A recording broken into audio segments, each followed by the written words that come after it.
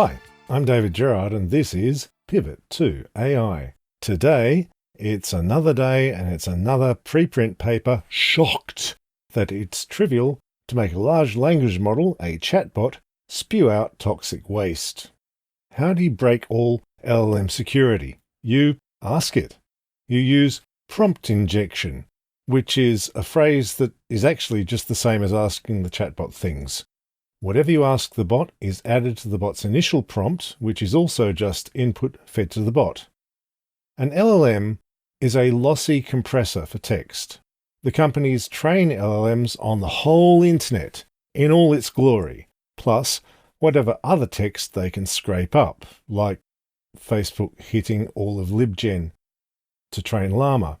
It's going to include bad ideas, dangerous ideas, and the written equivalent of toxic waste, just terrible stuff, because the companies training it put all of that into their bots completely indiscriminately, and it'll happily spit it back out again. One injection that keeps working is the fanfiction attack. You tell the bot a story, or you tell it to make up a story.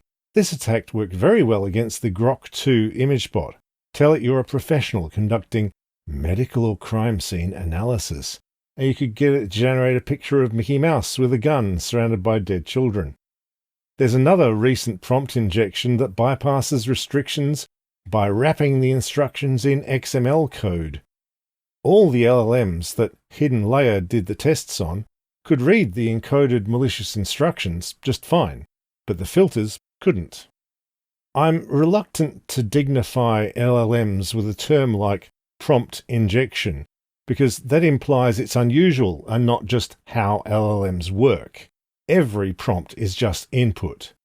Prompt injection is implicit, obviously implicit, in the way chatbots work.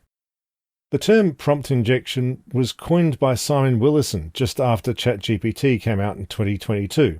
Simon's a very pro-LLM guy, though he knows precisely how they work, and even he says, "I don't know how to solve prompt injection." The chatbot security model is fundamentally stupid. 1. Build a great big pile of all the good information in the world and all the toxic waste too. 2. Feed it to a token generator which only understands word fragment frequencies. 3. Put a filter on the input where people are asking questions to try to stop them asking for the toxic waste. 4. You failed to block the toxic waste. What did you expect to happen? You're trying to do security by filtering on an input that the attacker can vary however they feel like.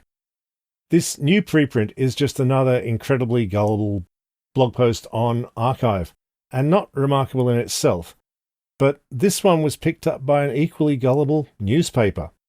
Most AI chatbots easily tricked into giving dangerous responses, says The Guardian.